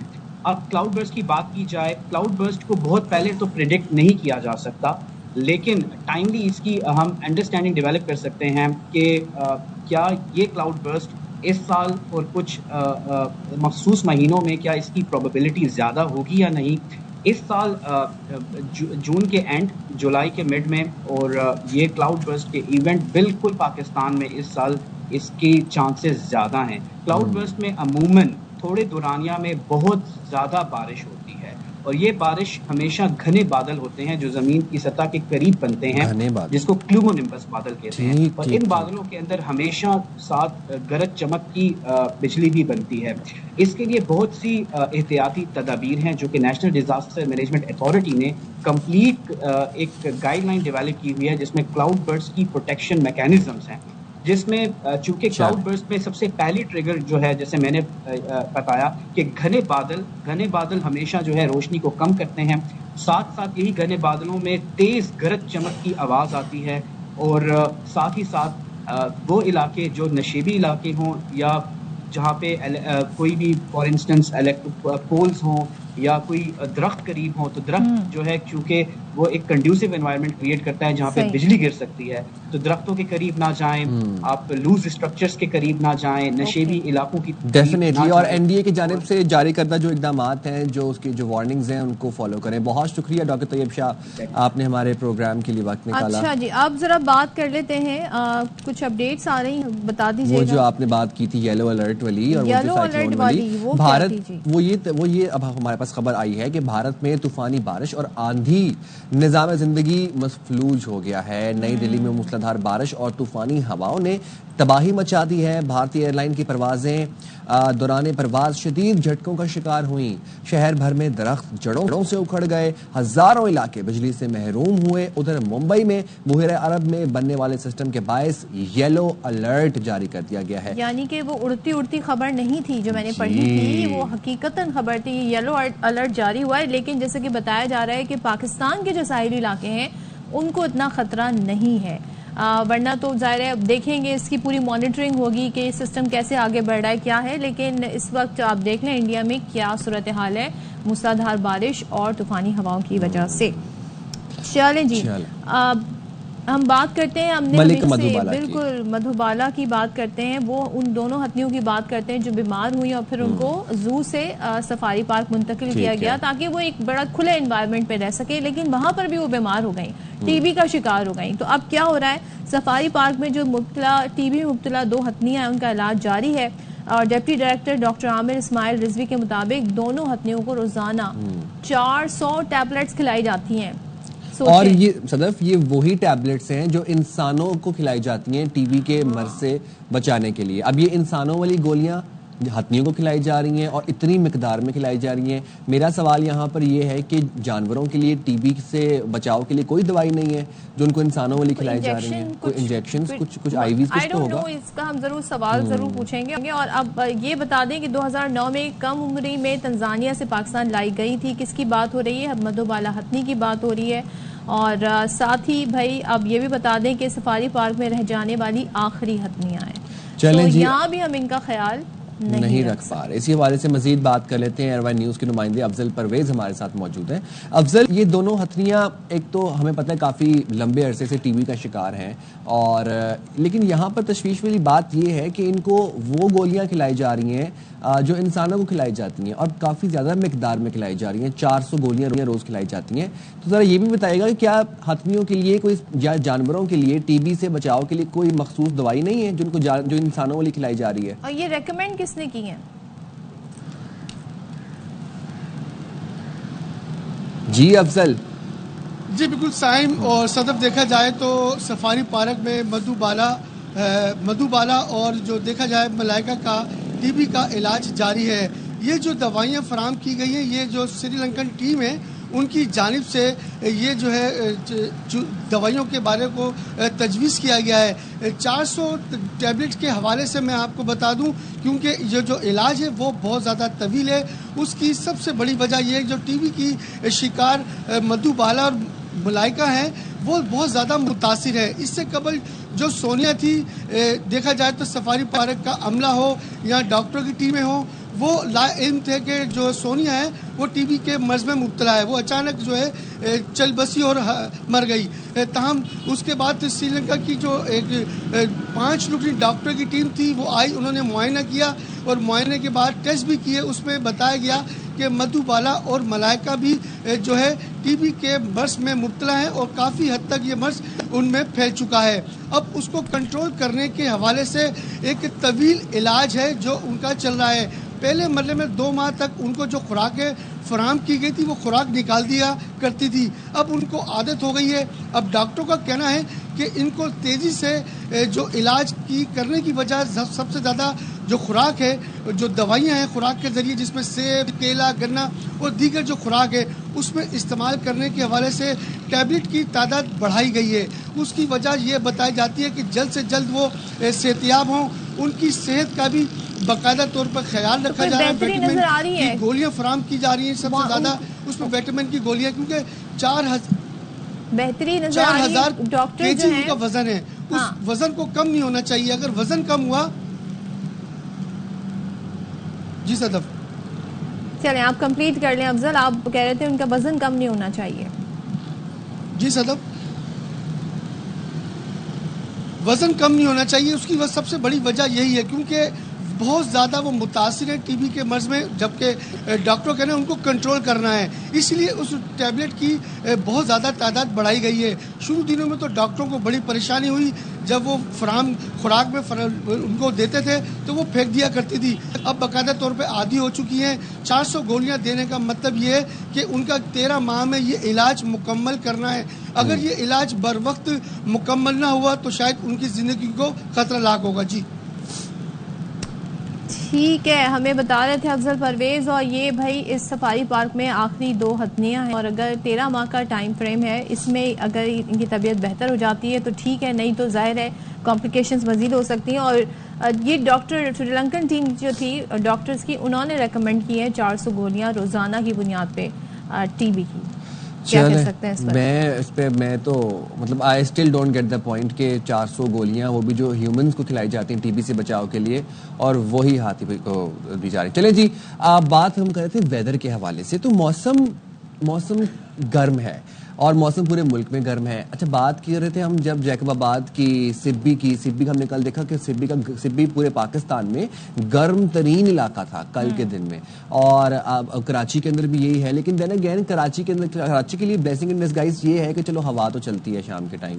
अच्छा, एक और खबर भी थी ना, वो मैंने आप लोगों के साथ डिस्कस करी थी कि बाबूसर टॉप जो है वो सयाहों के लिए खोल दिया गया है। तो अगर आप प्लान कर रहे हैं अपने ट्रिप्स नॉर्दर्न साइड के, तो बाबूसर टॉप खुलने की खुशखबरी है जो मैंने अपने आवाम को देनी थी। चलें जी, अब कुछ अपडेट्स आ रही हैं, वो भी हम आपके साथ शेयर कर लेते हैं, बता देते हैं। चलें जी, हम जाएंगे छोटी सी ब्रेक पे, हाजिर होंगे ब्रेक के बाद।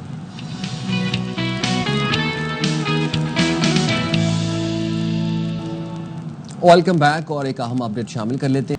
चलें जी, अब जरा बात हो जाए ईद की। बस कुछ ही दिन रह गए हैं और गली मोहल्लों में कहते हैं ना, जब ईद बकरीद और बड़ी ईद आती है तो फिर रौनक हमें नजर आना शुरू हो जाती है। जगह जगह हमें जानवर, खूबसूरत जानवर जो है नजर आ रहे होते हैं। सो बड़ी ईद की बड़ी तैयारियां तेजी से जारी हैं, गली मोहल्लों में जानवर आना शुरू हो गए। लेकिन सवाल सबके जहनों में यह है कि ईद कब होगी, किस दिन होगी, ईद उल अज़हा कब होगी।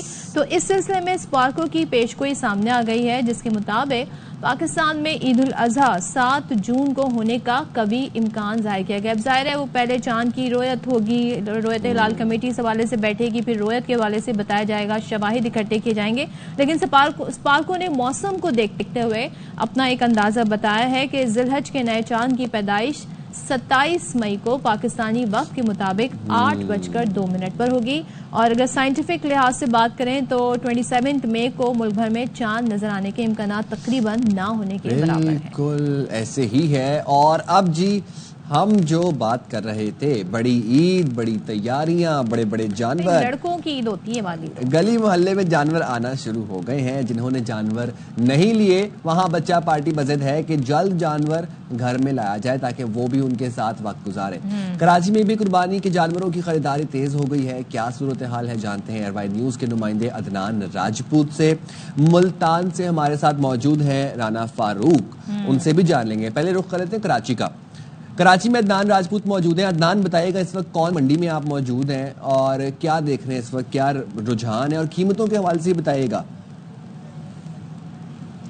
देखिए जी, बिल्कुल कराची में भी ईद उल अज़हा के मौके पर जहां शहर की सबसे बड़ी आर्जी मवेशी मंडी नॉर्दर्न बाईपास पे लगाई जाती है, वहीं कराची शहर के मुख्तलिफ इलाकों में छोटी आर्जी मवेशी मंडियां लगती है। हम इस वक्त मौजूद हैं कुरंगी नदी में कायम आर्जी मवेशी मंडी पर। यहाँ पर भी मुल्क भर के मुख्तलिफ इलाकों से ईद उल अज़हा के मौके पर कुर्बानी के लिए मवेशी लाए गए हैं। बात की जाए खरीदारों के हवाले से तो दिन के औकात है, गर्मी भी ज़्यादा है, खरीदारों का तो रश इतना नहीं है।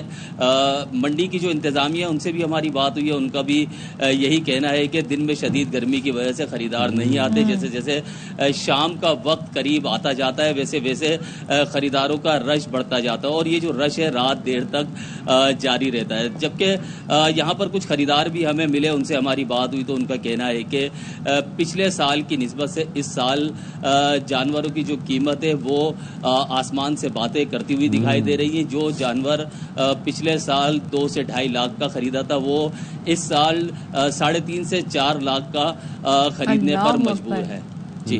मतलब कि कीमत यहाँ पर डबल चल रही है। कराची में आप भी बता रहे हैं, तो जरा मुल्तान का भी रुख कर लेते हैं, फिर वहां से भी जान लेते हैं कि वहां पर क्या कीमतें हैं। राना फारूक हमारे साथ है। राना फारूक, बताइएगा, वैसे तो गर्मी है और बड़े हमने देखा थोड़ा लोगों ने भी लेट जानवरों की खरीदारी शुरू की, लेकिन रौनक भी बताएं, साथ में बताएं कि कम से कम कितनी कीमत पे इस वक्त जानवर मिल रहा है और ज्यादा से ज्यादा क्या कीमत लगी है। अच्छा जी, पहले तो मैं आपको ये बता दूं कि जिस मंडी में मौजूद हूँ ये मुल्तान ही नहीं बल्कि जनूबी पंजाब की सबसे बड़ी मवेशी मंडी है, और यहाँ पर हर तरफ एक से बढ़कर एक खूबसूरत नायाब नस्ल का और प्यारा जानवर मौजूद है। लेकिन अफसोस की बात यह है कि यहाँ पर खरीदार ना होने के बराबर है, और जो चंद एक इक्का दुक्का खरीदार दिखाई देते हैं वो या तो विंडो शॉपिंग कर रहे हैं, बहस तकरार कर रहे हैं। होता ये है कि जो खरीदार हैं वो व्यापारी के पास आते हैं, आके कीमत पूछते हैं और उसके बाद कानों को हाथ लगाकर वो आपस में मशवरा करते हैं और वहीं से वो चलते बनते हैं, और जो व्यापारी है वो बेचारा उनकी राह तकता रहता है। तो मतलब कि कीमतें इतनी हैं कि लोग आते हैं, हाथ लगा के जानवर को वापस चले जाते हैं, क्योंकि कीमतें बहुत ज़्यादा हैं। छोटी से छोटा जानवर बकरे की अगर हम बात करें वो 60-70 हज़ार से कम नहीं है, और अगर 2.5-3 मन के बड़े जानवर की बात करें उसकी जो डिमांड है वो भी लाख से कम नहीं की जाती। तो मतलब कि लोग बहुत परेशान हैं, और दूसरी तरफ जो व्यापारी हैं वो भी परेशान हैं। वो कहते हैं कि पूरा साल हम जानवरों को पालते हैं, मेहनत करते हैं, बहुत अखराजात हैं, लेकिन जब यहाँ मंडी में लेकर आते हैं तो वो कीमत नहीं देता ग्राहक कहते हैं कि उनको मुफ्त दे दें। मतलब कि दोनों ही परेशान हैं। अभी चूंकि उम्मीद है कि जैसे जैसे ईद करीब आ रही है, खरीदारी में इजाफा फारूक होगा, आपके पीछे भी हम देख सकते हैं कि खूबसूरत माशाल्लाह जानवर खड़ा हुआ है। जरा इसके व्यापारी से भी बात करें, पूछें इनकी क्या कीमत है और क्या नाम है और क्या खुराक खाता है, और कम से कम कितने में ये फाइनल रेट क्या होगा इसका। अच्छा, मैं इनसे बात करने की कोशिश करता हूँ। ये माशाल्लाह बहुत प्यारा जानवर है, खूबसूरत जानवर है। अच्छा, इसका नाम तो हमने आपसे पूछ लिया कि बबलू है इसका नाम, तो इसकी कितनी कीमत डिमांड कर रहे हैं और क्या रेट है इसका? इसके अस्सलाम वालेकुम सर, इसके 25 लाख रुपए डिमांड कर रहे हैं। 15 मन इसका वजन है, चिट्टा नुकरा बछड़ा है, कपला। और कितने में दे देंगे, फाइनल कितने में कर लेंगे? तकरीबन जैसे होगा वैसे कर लेंगे, जैसे कस्टमर आएगा। कहाँ भी आया कोई अभी तक? कोई जी अभी तक तो कोई नहीं आया। अच्छा जी, ये देखिए आपने वही बात हमने की कि माशाल्लाह जानवर बहुत खूबसूरत है और लाखों में ही इसकी डिमांड की जा रही है। कह रहे हैं कि 15 मन इसका वजन है, लेकिन अभी तक मैं बिल्कुल बार्गेनिंग करना चाहता हूँ। बबलू में हम भी इंटरेस्टेड हैं, तो जरा कीमत अगर कुछ फारूक इनसे कहें कि 25, तो इस तरह तो फिर मन माने रेट के ऊपर देते रहेंगे। तो बिल्कुल आप कर सकते हैं, ये मैं इनसे बात करवा सकता हूँ। बताएं, हमारे एंकर इंटरेस्टेड है। फारूक पूछे इनसे, हमारे एंकर इंटरेस्टेड है, बताएंगे सर जैसे होगा दे देंगे, 20 लाख में दे देंगे फाइनल। ले जी साइम साहब, ये 12 में समझ आती है, पूछे पैसों का बंदोबस्त करें। फारूक 12 में समझ आती है, इनसे पूछे जरा। 12 में समझ आती है जी? 12 जी नहीं सर, कम है, इससे थोड़ा सा बढ़ा लें, कम है, 13 कर लें। कम। फारूक कितने मन का जानवर है ये भी पूछे जरा इनसे। नहीं बनेगा ये। कितने मन वजन कितना है इसका? 15 मन वजन है इसके, 2-2.5 साल से पाला हुआ है ये। कितना खर्चा हो गया? बहुत खर्चा हुआ, खर्चा जोड़े तो फिर बेच नहीं सकते हम इसको। अच्छा, वो कहते हैं कि खर्चा बहुत हो गया, अगर खर्चे का हिसाब लगाएं चले तो इसको हम बेच नहीं सकते। चले इनसे कहें ना इनकी ना हमारी 15 में डन करें, बयाना दें इनको। ना आपकी ना उनकी 15 में डन करें जी। बबलू को जो है ना वो हमें आप बताएं, फाइनल है 15 में? 20 का बनेगा जी ये फाइनल। 20 ये भी आप बस कम है। नहीं जी नहीं, ये 20 से कम नहीं आ रहे जी। आपको जी कराची से ही परचेज करना पड़ेगा। लेकिन अगर 15 से थोड़ा सा अगर आप रेट बढ़ाते हैं, 15 से थोड़ा सा ऊपर जाते हैं तो बात की जा सकती है। व्यापारी बाजिद हैं। बहुत शुक्रिया राना फारूक। हाँ जी, बाजिद हैं। अदनान राजपूत कराची से थे। तो भाई अब यह है कि जरा कराची में जो दाम चल रहा है उनको हमें देखना पड़ेगा, वहाँ क्या गुंजाइश निकल सकती है। मेरे ख्याल में उन्होंने एंकर सुन के कहा इनको तो बिल्कुल भी पैसे कम नहीं करना। चले जी, हम जाते हैं छोटी सी ब्रेक पे, हाजिर होते हैं ब्रेक के बाद।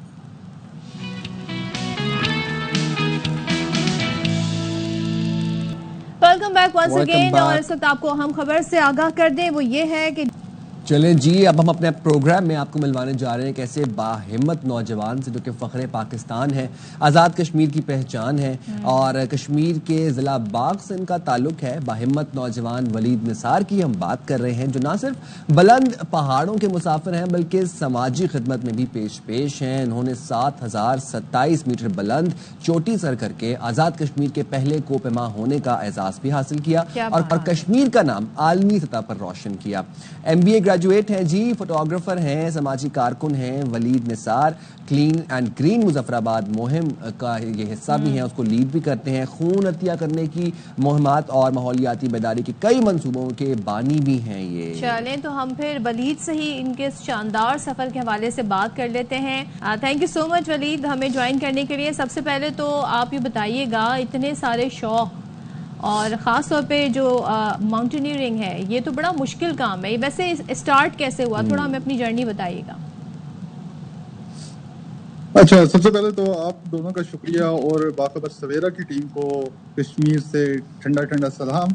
और बेसिकली जो माउंटेनियरिंग है ये कोई अचानक नहीं स्टार्ट हुआ, इससे पहले भी मैं ट्रैकिंग भी कर रहा था और इसके अलावा फोटोग्राफी भी कर रहा था और ऑफ रोडिंग भी। तो ये सारी चीज़ें नेचर के साथ अलाइन थी। तो ये है कि इसमें क्रेडिट मेरे फादर को भी जाता है कि हमेशा उन्होंने साथ रखा। और अर्ली 2000 में जो नॉर्थ का ट्रिप किए और उसके अलावा नीलम वैली में जो 2003 में सीज फायर के बाद देखने का मौका मिला, जो रॉ फॉर्म में था, वो एक चीज़ लाइफ का हिस्सा बन गई। और इसी तरह अभी ये डिफरेंट एक्टिविटीज़ के थ्रू मैं उसको परस्यू कर रहा हूँ। अच्छा वलीद, ये तो बताइएगा, इस वक्त भी आप किसी चोटी पर बैठे हुए हैं, क्योंकि आपके बैकग्राउंड में बड़ा हसीन मंजर देखने को नजर आ रहा है। और आज़ाद कश्मीर में अगर कोपेमाई की बात की जाए तो सहूलियात ना होने के बावजूद आपने ये मुहिम कैसे मुकम्मल की, कैसे ये सब तमाम तरह अपने शौक पूरे किए? یہ جو اگر چھت کھڑا پیچھے آپ دیکھ رہے ہیں مظفرآباد کی چوٹیاں آپ کو نظر آ رہی ہیں, اور یہ ہے کہ واقعی آپ صحیح کہہ رہے ہیں کہ آزاد کشمیر کے اندر تو اس طرح کی کوئی اپرچونیٹیز نہیں ہے, اور میں پہلا ماؤنٹینئر ہوں جس نے یہ اس طرح کی میٹر کی پیک ہے. تو یہی کوشش کر رہے ہیں کہ ابھی نیکسٹ منتھ ہمارا پلان یہ ہے کہ 1000 میٹر کی کریں کوئی, تو اس کے لیے بھی کر رہے ہیں. اور یہ ہے کہ جو ینگر آنا چاہتے ہیں ان کے لیے کہ جو ہے ان کے لیے راستہ بھی ہموار کریں جو آنا چاہتے ہیں ماؤنٹین میں. اچھا, تو تھوڑا سا ہمیں یہ بھی بتائیے گا کہ سب سے چیلنجنگ کون سی مہم رہی آپ کی, اور اگلی کو پیمائی مہم پھر کیا ہوگی؟ اچھا, چیلنجنگ تو ابھی اسپینڈک کے کوئی نہیں ہے کیونکہ میں قطر میں ہوتا ہوں, وہاں پہ ہی جاب کر رہا ہوں, اور وہاں سے میں آیا تقریباً 2 اگست کو آیا تھا لاسٹ ایئر, اور یہ ہوا کہ ایک دن روکا ہوں گھر پہ, اور 3 اگست کو میں نکل گیا تھا ادھر ایکسپیڈیشن کے لیے. تو آپ ایک سی لیول سے کہ میں اس ایکسپیڈیشن کے لیے آنا. اور چلیں, اور انہوں نے کتاب بھی لکھی ہے بک ود ویو, اس کے بھی انہوں نے تمام تر جتنی بھی مہم انہوں نے کی ہے, اور اس کے علاوہ جو چوٹیاں سر کی ہیں اس کے بارے میں بڑی انفارمیشن لکھی ہے. تو اگر کوئی بگنر لیول پہ ہیں اور وہ مہم جوئی کا شوق رکھتے ہیں تو وہ اس کتاب سے بھی بڑی انفارمیشن حاصل کر سکتے ہیں. اینڈ دین اگین ہمارا ملک اتنا پیارا ہے, اتنے حسین نظارے ہیں, اتنی بلند و بالا چوٹیاں ہیں, اور اگر آپ ناردرن سائڈ پہ جائیں تو آپ کو کیا کیا منظر دیکھنے کو نہیں ملتے, وچ آئی ریئلی مس.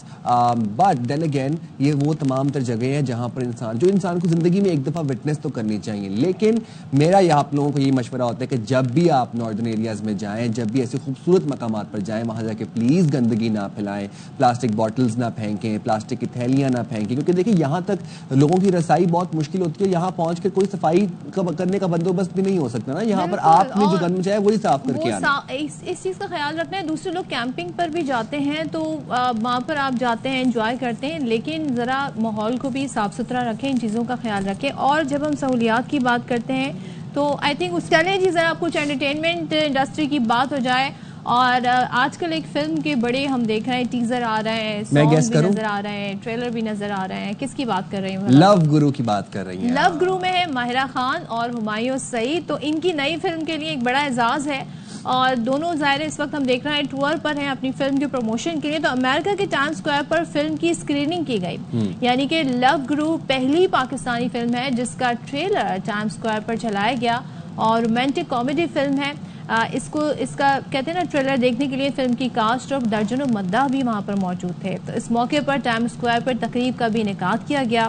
اب فلم کی کاسٹ نے نیو یارک کے علاوہ باقی جو امریکہ کے شہر ہیں وہاں پر بھی فلم کی پروموشن کی ہے. تو ذرا ہم دیکھتے ہیں کیسا رہا یہ سارا ٹور ان کا, جو ٹور اس وقت جاری بھی ہے.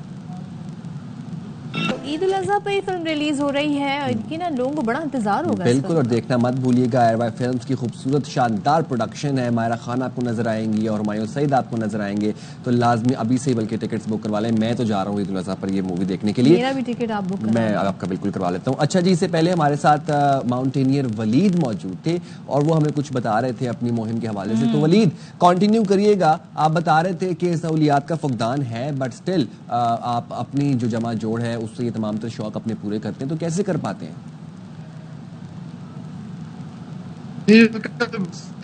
شکر ہے کہ ہم کہیں قطر میں جاب کر رہے ہیں, تو اس وجہ سے وہاں سے جو ارننگ ہے تو اس کے بدولت کچھ نہ کچھ اپنے شوق پورے کرنا چاہ رہے ہیں, کیونکہ یہ شوق بہت ایکسپینسو ہے. اور اراؤنڈ 2 ملین پلس میں نے پاس سے اس کو فائنینس کیا تھا لاسٹ ایکسپیڈیشن کو. تو ابھی انشاءاللہ آگے پلان ہے 8000 میٹر پیک کرنے کا. تو اس میں تو کچھ جو آرگنائزیشنز ہیں انہوں نے یقین دہانی کروائی ہے کہ آپ کو سپورٹ کریں گے. تو دیکھتے ہیں ابھی کیا اس میں ہوتا ہے. اور اپنی بک کے بارے میں بتائیے گا, وہ بڑی مشہور ہے سوشل میڈیا پر, بک ود ویو. سو کیا اس میں آپ نے آپ کی جو مہم رہی ہیں ان کا ذکر کیا ہے, ذرا ہمیں بتائیے گا اس بک کے بارے میں. اچھا, وہ بک جو ود ویو کا یہ ہے کہ اس میں ویژول ریپریزنٹیشن ہے. بیسیکلی مجھے بک ریڈنگ کا بھی شوق ہے, تو اس میں ایک یہ چیز لے کے چل رہا تھا کہ بک ریڈنگ کلچر کو پروموٹ کیا جائے. اور جو جتنی بھی میں جگہ وزٹ کرتا ہوں وہاں پہ بک کے ساتھ ایک پکچر ہوتی ہے, تو یہ ایک بڑا ہوتا ہے, اور فرینڈز چھیڑتے بھی ہیں کہ جب میری پکچر نہ آئے کہیں سے تو وہ کہتے رہتے ہیں کہ بھائی اس دفعہ کہاں چلی گئی بک آپ کی. تو یہ ایک ہے کہ انیشیٹو ہے کہ بک ریڈنگ کلچر کو پروموٹ کیا جائے, تو اسی سے ریلیٹڈ کیونکہ شوق بھی ہے فوٹوگرافی کا, تو یہ چیزیں لے کے چل رہا ہوں. تو ولید اب نیکسٹ آپ کا کیا گول ہے, کون سی چوٹی آپ نے سر کرنی ہے؟ جی یہ ابھی کیونکہ سیزن اوپن ہو چکا ہے, جون سے لے کے اگست تک یہ سیزن ہوتا ہے کلائمبنگ, تو انشاءاللہ پلان ہے, ٹیم کے ساتھ کوآرڈینیٹ کر رہے ہیں, اور 8000 میٹر کا پلان ہے, اور یہ ہے کہ انشاءاللہ جون اینڈ میں کریں گے. بہت شکریہ ہمارے ساتھ موجود تھے کوپیما ولید نثار. اور بھائی دیکھیں اتنی بہادری کا کام ہے اور اتنی شوق بھی ہوتا ہے. وہ بتا رہے تھے 20 ملین انہوں نے انیشلی خود انویسٹ کیے ہیں اس شوق کے اندر, تو یہ شوق کا کوئی مول نہیں ہے. کیا بات ہے. اچھا جی, اب ذرا دنیا کی جو امیر ترین شخصیت ہے ایلان مسک, وہ کیا کر رہے ہیں؟ وہ بھی کچھ نیا کرتے رہتے ہیں آئے دن, ذرا ان کی بات کر لیتے ہیں. تو ان کی کمپنی ٹیسلا نے کہ روبوٹ نے انسانوں کی طرح رقص کرنا شروع کر دیا, بولنا تو شروع ہی کر دیا تھا. خیر یہ انسانوں جیسا رقص کہہ سکتے ہیں, یہ ابھی بہت ہی انیشیل اسٹیج پر ہے بائی دا وے. اب یہ روبوٹک ہی ڈانس ہمیں لگ رہا ہے, لیکن باہر لوگ حیران ہیں اس کی موومنٹس کو دیکھ کے. اور فلیکسیبلٹی آنا ضروری ہے. ایک ٹائم تھا جب انسان روبوٹس کو میمک کرتے تھے, روبوٹک ڈانس مووز کرتے تھے. اب روبوٹس جو ہیں وہ انسانوں کے ڈانس مووز جو ہیں میمک کر رہے ہیں, اور اس روبوٹ کا نام ہے آپٹیمس. یہ انسانوں کی طرح رقص کرتا ہے اور سب کو حیران بھی کرتا ہے. ٹیسلا کے سی ای او ایلان مسک نے کمپنی کے آپٹیمس ہیومن مائنڈ روبوٹ کی ایک نئی ویڈیو شیئر کی ہے جو انسانوں کی طرح اپنے ہاتھوں اور پاؤں کو ہلاتے ہوئے بخوبی ڈانس کر رہا ہے. اچھا یہ بخوبی اس کو ریٹ کریں کہ بخوبی کر بھی رہا ہے کہ نہیں. اچھا یہ ڈانس کی فارمز تو کر رہا ہے, ابھی دیکھیں یہ بیلے ہر ملک کا ڈانس کر رہا ہے. یہ جو ہے نا ویسٹرن ڈانس بھی کر, یہ دیکھیں یہ ویسٹرن ہے, اور پھر یہ تھوڑا وہ اسٹائل دے گا جو ایشین اسٹائل ہوتا ہے نا ڈانس. میں اس روبوٹ کو بھنگڑا کرتے دیکھنا چاہتا ہوں, یا پھر میں اس کو یہ والا کون سا ڈانس ہے؟ یہ تو مجھے کچھ بھنگڑا ٹائپ ہی لگ رہا ہے. یہ ہے تھوڑا بھنگڑا اسٹائل. یہ آپ کو کہاں سے بھنگڑا لگا؟ یہ تو میں بھی کر دوں, اتنا تو مجھے بھی جو یہ روبوٹ کر رہا ہے. بہرحال بھائی روبوٹ اور ڈش وش دھو دے گا, مطلب برتن دھو دے گا, کھانا وانا پکا دے گا. اس طرح کی کام کر سکے تو پھر ہمیں بتائیں, پھر ہم انٹرسٹڈ ہوں گے, تھوڑا انویسٹ بھی کر لیں گے اس میں. ڈانس کیا دیکھیں گے مطلب. ایک اور بڑی امیزنگ خبر آپ کو دیتے ہیں, سرپرائزنگ. متحدہ عرب امارات میں ویٹ لوز چیلنج 2025 کے مقابلہ ہوا, اور جی پاکستانی نژاد اماراتی خاتون ہیں, انہوں نے شاندار کامیابی اس میں حاصل کر لی ہے. سپنا گھٹائی محمود یعقوب نے خواتین کیٹیگری میں 25 کلو گرام وزن کم کر کے چیمپئن کا اعزاز اپنے نام کر لیا. 3 ماہ میں وزن جو ہے وہ 175 کلو گرام نہیں 100 سے 75 کلو گرام تک لانے والی اس خاتون نے 7500 درہم جیتی ہیں اس مقابلے. کیا بات ہے. اب درہم کو کنورٹ کر لیں آپ پاکستانی روپیز میں, تو آپ کو میں خیال پتہ نہیں لاکھوں میں کہانی جاری ہوگی. اچھا جی, اب مردوں میں جو بھارتی شہری ہیں امرت راج, انہوں نے 45.6 کلو گرام وزن کم کر کے مقابلہ جیتا, اور یہ مقابلہ متحدہ عرب امارات کی وزارت صحت کے تعاون سے, یعنی جو موٹاپا ہے اوبیسٹی ہے اس کے خلاف مہم کا حصہ تھا. تو کوئی بھی پارٹیسپیٹ کر سکتے ہیں, اب جو وہاں رہ رہے ہیں. ہاں وہاں رہ رہے ہیں وہ لوگ کر سکتے ہیں. اگر پاکستان میں یہ مقابلہ ہوگا تو میں ضرور اس میں پارٹیسپیٹ کروں گا. بٹ دین اگین ابھی جو خاتون نے ویٹ لوز کیا ہے یہ 100 سے 75 پہ آئی, which means 25 kilo weight lose کیے 3 مہینے میں. ایک اکمپلشمنٹ تو ہے. ویسے ہے کیا کیا کیٹو کی ہوگی انہوں نے تو کھانا پینا ہی چھوڑ دیا ہوگا, مجھے تو یہی لگ رہا ہے. اب مقابلہ جیتنا تھا, یہی ہو سکتا ہے. دیکھیں پیسوں کے لیے انسان وزن بھی کم کر لیتا ہے, ورنہ تو اس سے ہوتا ہی نہیں کم. ریوارڈ ہونا چاہیے نا کوئی نہ کوئی آپ کے لیے. جہاں پہ پیسوں کا لالچ آئے گا دیکھیے گا وہ کام ہو جاتا ہے. چلیں جی, ہم بطور انعام. ہاں یہ میں مینشن کر, ہمارے پروگرام کا وقت یہاں پر ختم ہوتا ہے. ملاقات ہوگی آپ سے کل 9:03 پہ. تب تک اپنا بہت خیال رکھیں انشاءاللہ. تب تک کے لیے اللہ حافظ. پاکستان زندہ باد.